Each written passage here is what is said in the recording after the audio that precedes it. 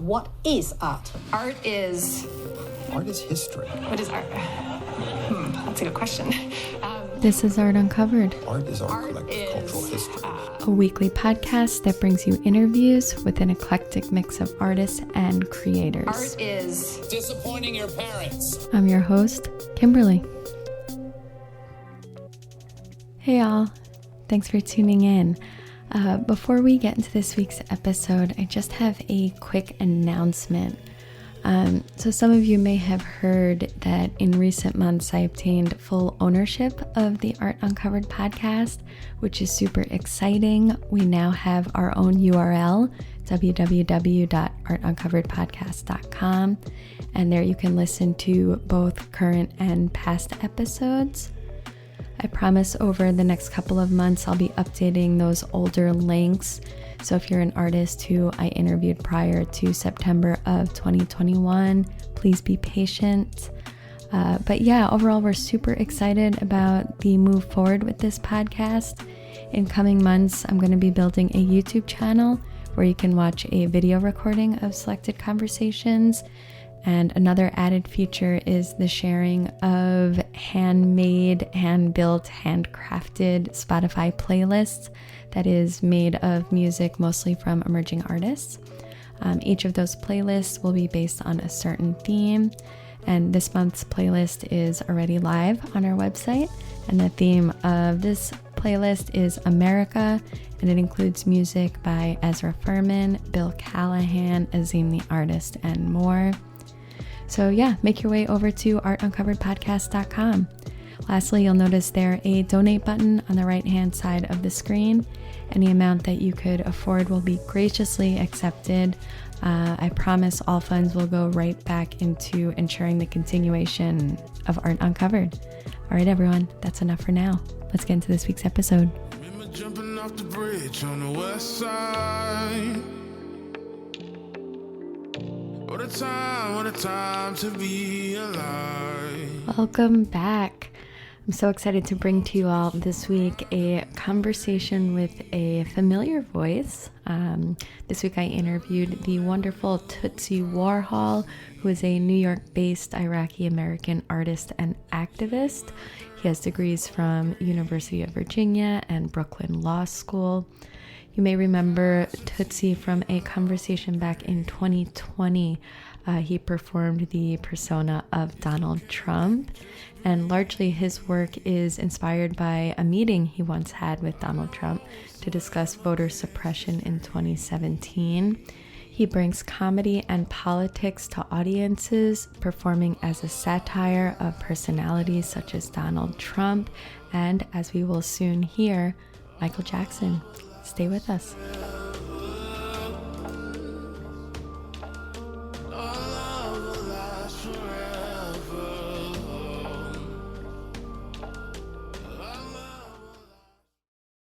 Welcome back, listeners. Thanks again for tuning in to this week's episode of Art Uncovered.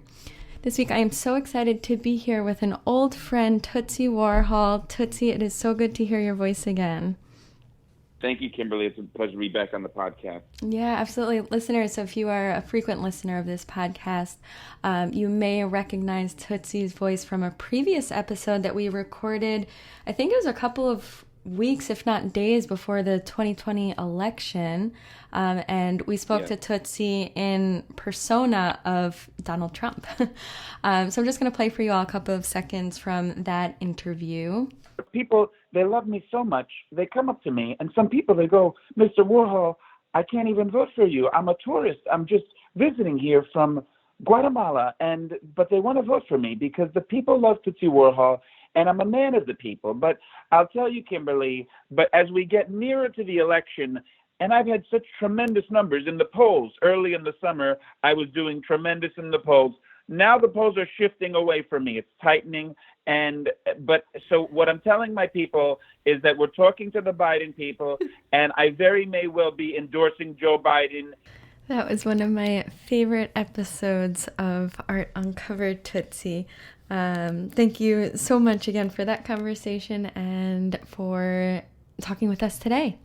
So today we're going to talk about a new body of work of yours, and it is an ongoing performance titled Michael Jackson So Bad It Hurts, which to my understanding, it's a protest against the Michael Jackson musical that is currently on Broadway?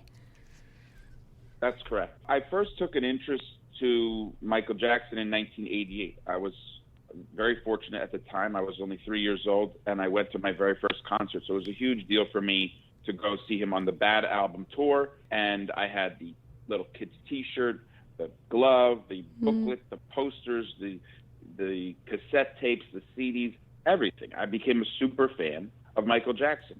And I spent decades idolizing him until I saw Leaving Neverland. And if you haven't seen it, I strongly recommend it. This is a 4-hour documentary on HBO with subsequent interviews by Oprah. And my heart burst into pieces when I felt when I even began to understand the pain that the survivors are still feeling today. And it made it and I believe them, and they seem very credible to me. And also I've seen everything on the other side of the argument. I used to impanel juries as a prosecutor. So I have a good deal of experience in terms of sorting through evidence and understanding whether or not someone is guilty or not.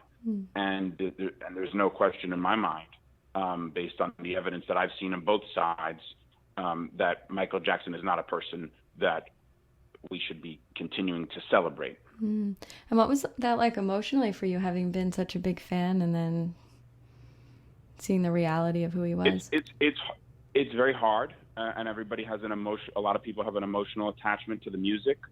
I've spoken to a lot of people who said that they didn't want to watch that documentary because it's difficult. I said, it is difficult to watch, but it's a lot more difficult to be abused by someone. So I think you owe it to the survivors to understand what they've been through. And trust me, sitting there on your comfortable couch is not nearly as difficult as maybe being in a room with an adult who can control and do terrible things to you. So I think we owe that to the survivors. It's a painful experience for me, much like going to a Holocaust museum just this week. I mean, I don't know what the hell Whoopi Goldberg said about the Holocaust, ridiculous things, but it's important to understand the Holocaust, which I guess she didn't, to go to a Holocaust museum from time to time, even to take school groups to them. It's not a fun experience. It's painful, but it's important. And if we don't do that, we forget all of the terrible things that we've learned throughout humanity. Before we continue this conversation, Tootsie, I just want to make sure or ask if you have any disclaimers that you want to make before we get deeper into this. Thank you, Kimberly. Yes, I'm a former lawyer myself, so I just want to make the required disclaimer that Michael Jackson's lawyers deny all allegations that he sexually abused children. And we don't believe it. I don't believe that. He does pay the lawyers. His estate does pay the lawyers to say that. But no, I don't believe that. Yeah. We were speaking off air a little bit there that it was important for you to see the show in order to make work in protest of it. Can you tell us a bit about your thoughts on the Broadway musical? Yes, I was not happy to see it, but I felt that I had a responsibility to see this show, and I saw it the first week that it began previews. And I can definitively state that this show is a one-sided propaganda tool. It is produced for profit by Michael Jackson's estate, and and a number of reviews today, I'm very happy to report, are reporting that this show is intended to brainwash you into believing that Michael Jackson is innocent of any terrible allegation and that he is in fact a victim of media attention, rather than a monster on the scale of R. Kelly, Bill Cosby, Harvey Weinstein, or Jeffrey Epstein. Do you feel like the show is kind of out of touch with contemporary conversations, or dare I say tone deaf? Absolutely. It is out of touch. It is tone deaf.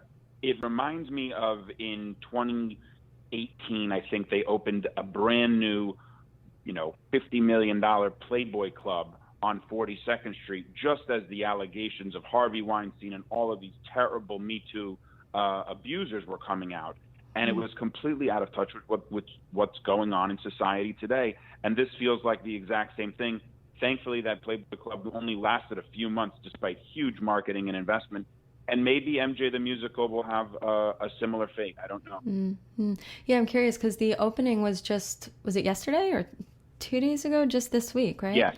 Yeah. Yes, the official opening was yesterday. Yeah. Do you have any predictions for maybe how it's going to unfold? I just want to make it very clear to people that if you're supporting this show, then you are not supporting the Me Too movement. The Me Too movement is about hearing survivors of abuse, especially at the hands of powerful people, and giving deference to their story, because it's hard to speak out and it's painful to speak out. And in most of these cases, they're not making this stuff up, right? So if you were there and you were protesting Brett Kavanaugh at his Supreme Court hearing and saying, I believe Dr. Ford, then you can't just go and say, well, I believe Dr. Ford, but no, for Michael Jackson, I love his music so much, I'm just going to go support him, and I don't care about his survivors. You can't do that. So I think there are a lot of people there who are showing up, and they put on that face that they stand with women and survivors and things like that, maybe in the office, and that night they're going and doing this kind of a thing. It amazes me that there hasn't been a more vocal grassroots response. There's been a big response in the press that this show is a joke, that it is painting Michael Jackson as a victim when, God, oh my God, that's the last thing he was. But that I've been to protests for George Floyd. I've been to protests for women's rights. I've been to protests for the environment with tens of thousands of people in New York City, and none of them were showing up at this show. So, wow. It's disappointing. I know we have the activists and the people who care about progressive issues in New York City, but I'm surprised that they haven't showed up to the show. Yeah, do you think part of that is maybe like a respect for his music? And I guess that, like, what I want to get to with that question is to touch upon this like common argument that we hear that we should separate an artist from their work.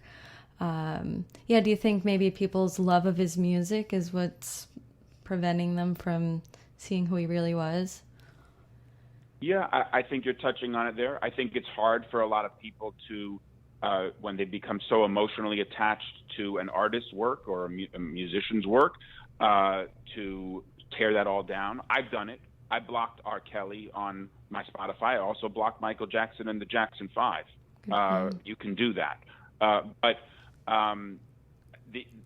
a number of the reviews today coming out rightfully acknowledged that one of them said this show literally seems like it was written by Michael Jackson's lawyers, and it was approved by his lawyers because it is produced by his estate.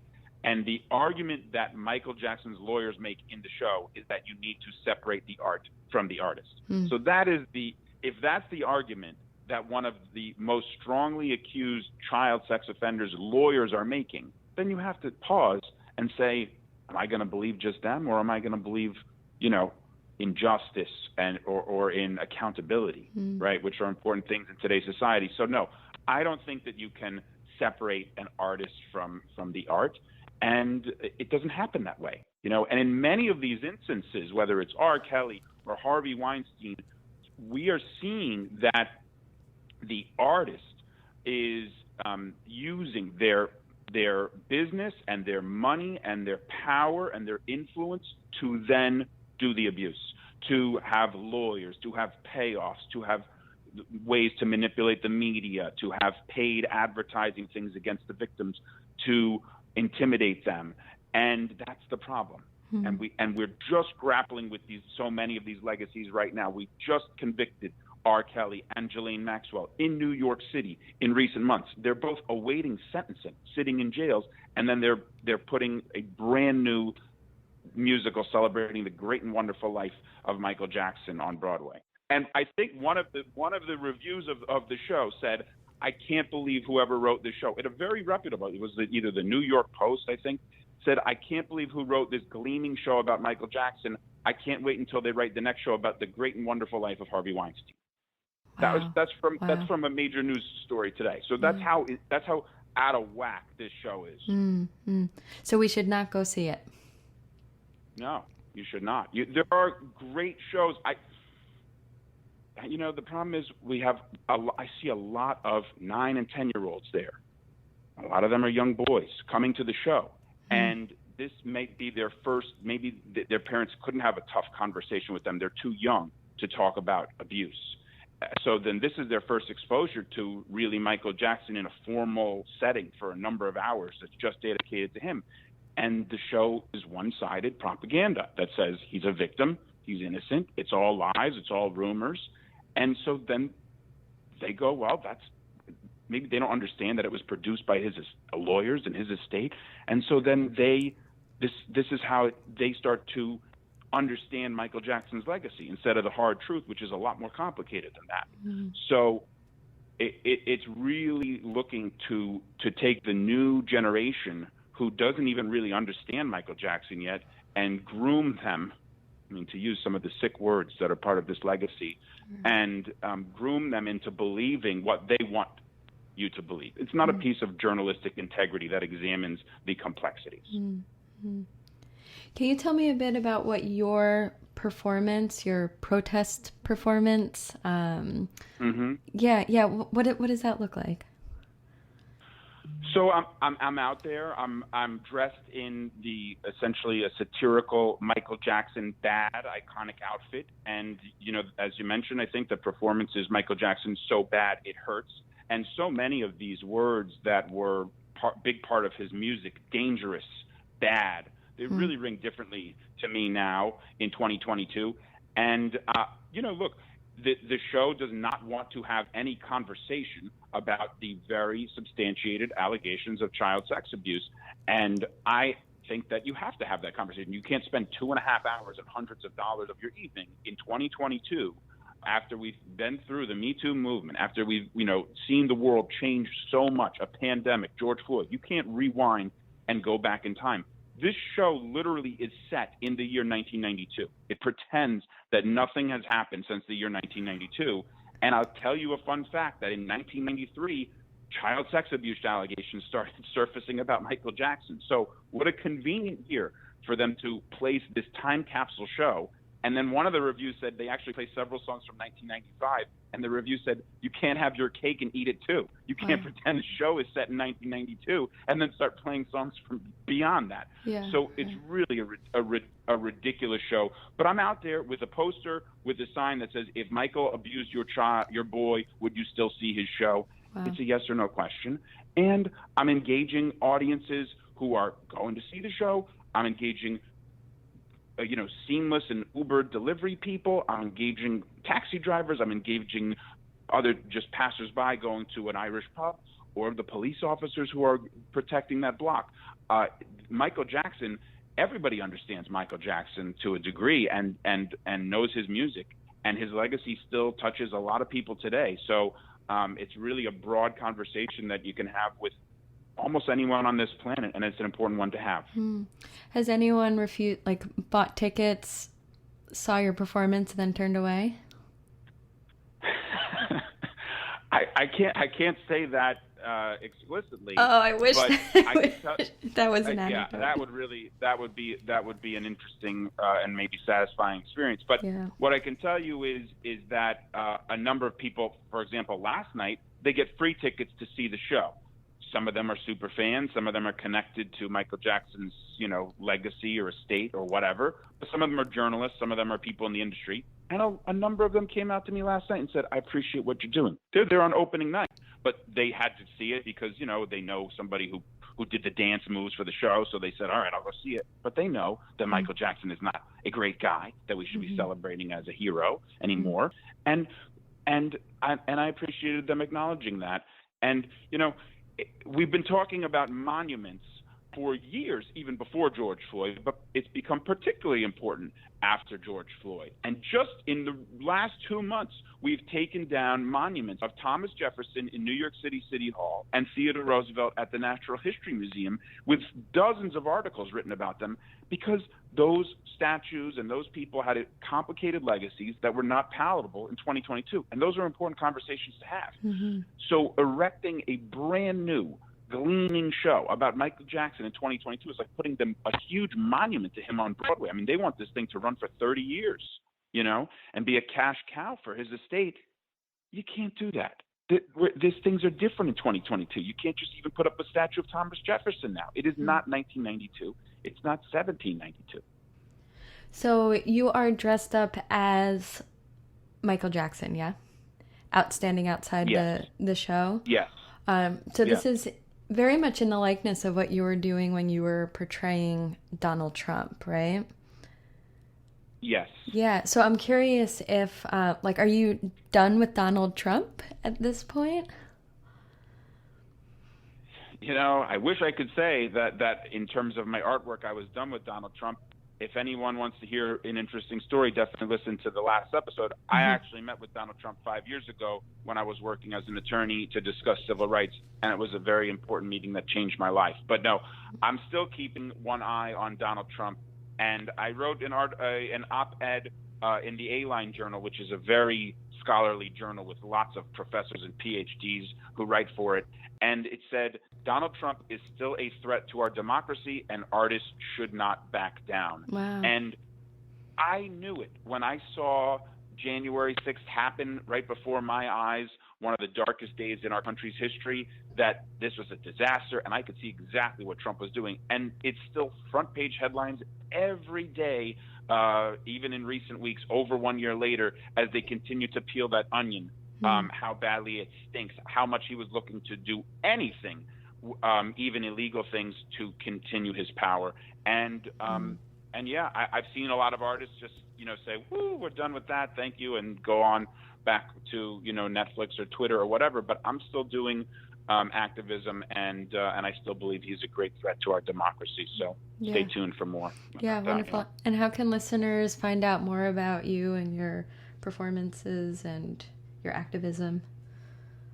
Thank you, Kimberly. So, first thing, make sure you follow Kim E. Ruth 218, who's a great artist and educator and podcaster. Maybe Thank the next you, Joe, Tootsie. she might be the next female Joe Rogan, but she's only going to do accurate information, right? So, but I hope they pay her $100 million because she does amazing work. But also follow, I think it's a new handle for the podcast, what do you call it? Art underscore uncovered underscore podcast. Exactly. Just type Art Uncovered Podcast, and it's going to basically come up. Follow that, and then please, I appreciate your support, especially if you support the Me Too movement. It's not, who would argue with that? If you're a progressive person, if you support the Me Too movement, then you cannot support MJ the Musical. And please support Tootsie Warhol at Tootsie Warhol NY on everything: Twitter, TikTok, Instagram, everything. Wonderful. Tootsie Warhol NY. Mm-hmm. Tootsie Warhol NY listeners, please follow, like, and share. Tootsie, it was so good to hear your voice again. And listeners, please, I encourage you to listen to our episode from a few years back. It was one of my favorite episodes I've ever published on this podcast, and I've been doing this podcast since 2010.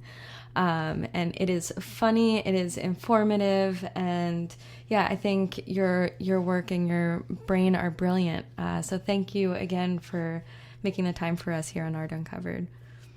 Thank you, Kimberly. It's a pleasure. Remember jumping off the bridge on the west side. All right, listeners, that's all for this week.